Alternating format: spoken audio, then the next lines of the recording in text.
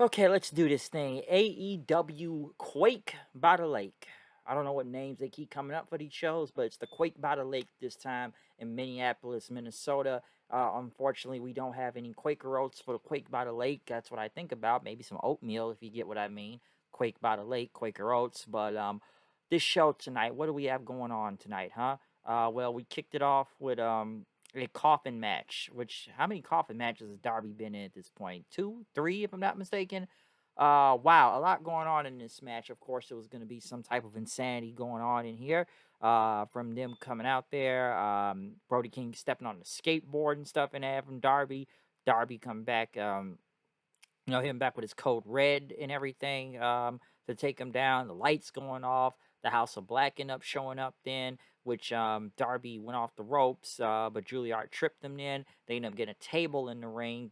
Brody King did his cannonball through Darby onto the table then. And as they're beating the hell out of Darby out there, everybody started chanting, "We want Sting, we want Sting."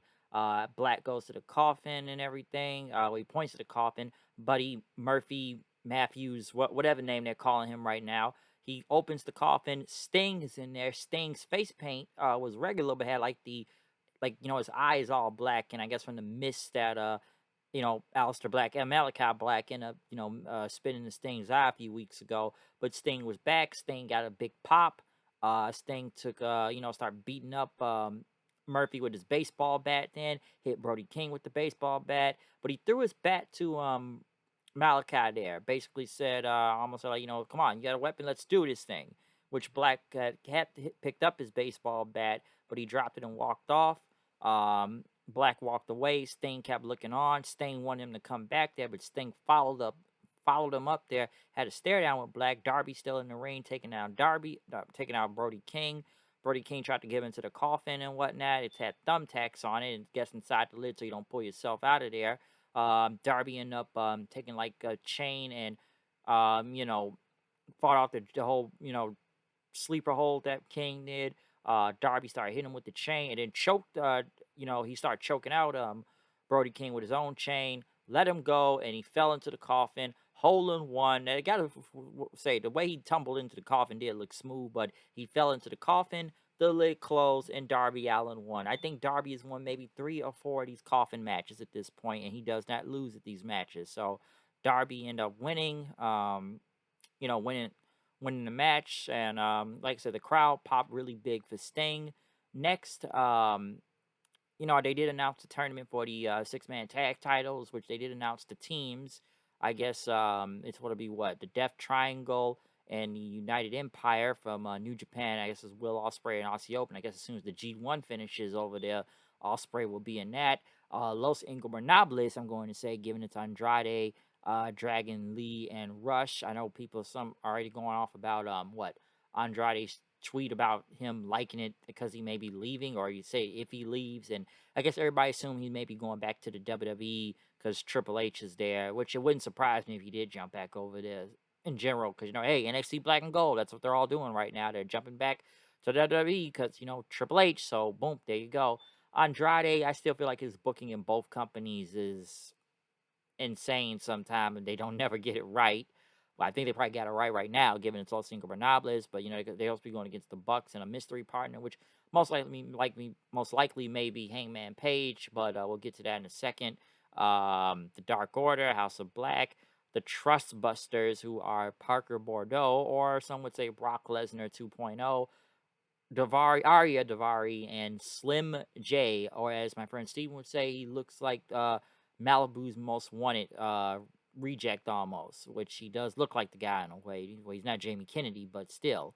It looks like Malibu's Most Wanted. But as they talked about that tournament, next we got a tornado tag of the Lucha Brothers going against Los Ingobernables of Andrade and Rush. Let me just say this. This match was a spot fest, a Lucha spot fest, I should say. This match was going everywhere that I could not even keep up with at this point. All I know is that Los Ingobernables won. Rush hit his, bull horn, mess with the bull, you get with the horn sting, kicking Phoenix in the face. and then Andrade did his hammerlock DDT. So Los Ingobernables won, but yeah, this match was all over the place that I cannot keep up. So the only thing I can say is Spot Fest. Next, the Young Bucks end up going to talk to Hangman Page, who was still hanging with the Dark Order for some godlike reason. At least Hangman decided to dress like a cowboy this week, and whatever he was dressed as last week as a hippie. But I guess they wanted Cutler to document this, as Matt Jackson basically talked about how, we got lost in the shuffle of the money, the fame, the contracts that got to us and stuff. They want to say sorry, we were there. This the same bill when you won the world title and everything, and they congratulated Paige and stuff. And they're asking you to be a partner, but Hangman says, I can't do that, man. I'm with the Dark Order. They've been with me for the past few years, and they've been a friend and you guys were. So hey, good luck and everything. But this is their chance to win. Which, how many Dark Order members are left? Because their numbers are dwindling every time I see them, and I'm surprised there's still a group at this point. But the Bucks from a partner, maybe you could just try someone won't turn your back on you and stuff. And Cutler said he saw about them, and he told me to shut up. I'm be honest, I got lost in his promo. I don't really care if Hangman and the Bucks are in this match, which I feel like they will win this tournament in a way. I do believe now about that was that the rumor about the Bucks not wanting to drop the tag titles to FTR when like a winner takes all match, which I think they should have did that all out, put all the tag belts on the line, because I thought them losing the match to Keith Lee and Swerve was out of nowhere. And what Dax telling Dave Meltzer to fuck off, that tells me that the Bucks just didn't want to take that L to FTR, and that's why now they're in this 6-man thing instead of just going for the regular tag team title. So I do believe that. I honestly do at this point. I think that rumor is becoming true now. The Bucks just didn't want to take an L to FTR. Jungle Boy was out there as Luchasaurus beat Anthony Henry real quick. Christian Cage was on the screen and talking about Jungle Boy. Jungle Boy ran back there and tried to attack Christian, and Luchasaurus ended up beating up security guys and Pat Buck, by the way, too. So he may be in trouble for that. Miro was talking about Malachi Black. I swear to God, I forgot this was a feud. I guess Julia Hart came in and, you must embrace it. But Miro says only one woman can touch me, and that is not you. I guess Lana. And Miro says he will clear his warpath and go to the house, take out the House of Black. So, yeah, when are they actually going to do something with that? Because they got him going against Sting and Darby right now. Mark Henry was on the Powerhouse Hobbs, but the Factory showed up. I guess the guy was named Cole Carter from the whole Tony D'Angelo thing was in his crew now with the whole QT's the Factory thing. Nick Camarato, is he dressed like a showman now? He's got like a little top hat on and a jacket. Like, is he supposed to be pimping now? Like, what is he dressed like? I don't get it. But Hobbs told him, don't let your problem become my problem. I guess they're going to take care of the whole Ricky Starks problem tonight. Jay Lethal and crew came out there in the ring and talk about the Battle of Belts and what they did to Wardlow and stuff, and they're going to get that title. Wardlow say, I'll kick your ass right now. And whatnot. FTR came in also fighting everybody off as Jay Lethal tried to, sucker punch Wardlow. Wardlow got him. FTR hit the Shatter Machine and, took him out right there. Probably a 6-man tag coming up with all these teams.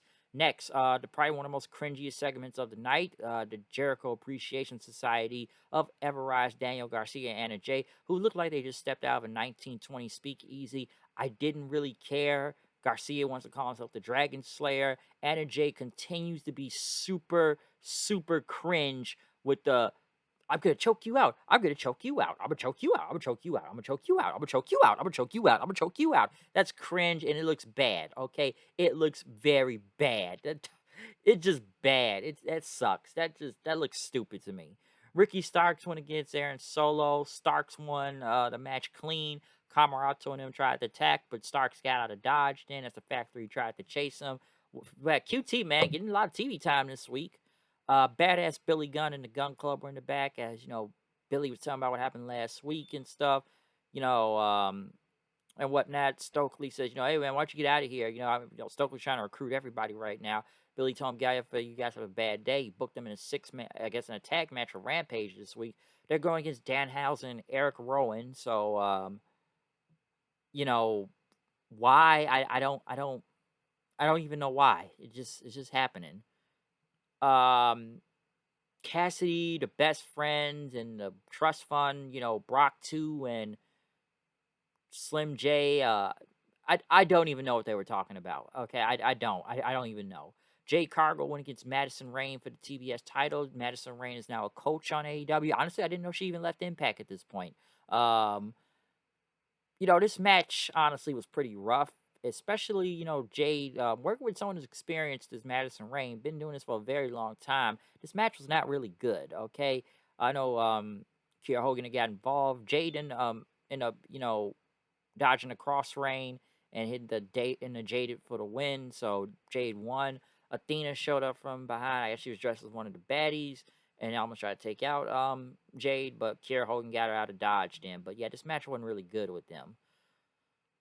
Tony Storm and Thunder Rosa, or Thunderstorm. Storm's the number one contender again because Chris Statlander's injured all of a sudden. I don't even know why. So I guess they're going to have a match coming up soon or something. Or I don't know. They're having a match coming up soon. In the main event, we did get Jon Moxley versus Lionheart Chris Jericho. And I gotta say, Lionheart Chris Jericho, coming out to something else. I think that was his Lionheart thing. The last time I seen Lionheart Chris Jericho was ECW One Night Stand 2005. I know Jericho used this, especially in ECW with New Japan Pro Wrestling. Jericho looked good out there. I gotta say this. My biggest problem with this match is Jon Moxley bleeding once again every freaking week. It's bleed, bleed, bleed.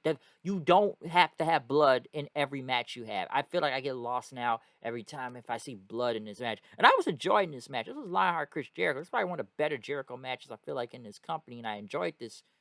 I enjoyed this match, okay? But the blood just really kind of come on, man. Do you need to bleed every week? Come on, all right. We don't need to see that every week. Like it works sometime, but come on, Mox just bleeds everywhere, and I'm like, and I'm gonna get to him in a second, but yeah, we don't need to see blood every week, but you know, Guevara was out there. He tried to throw a chair or threw the baseball bat in there, which he kind of overshot it. Jericho still ended up using the bat, taking out Moxley, whatnot, but it did not work. And by the way, the referee, Donald Stevens out there, Edwards, basically was looking away for the longest too, so Jericho could hit that shot.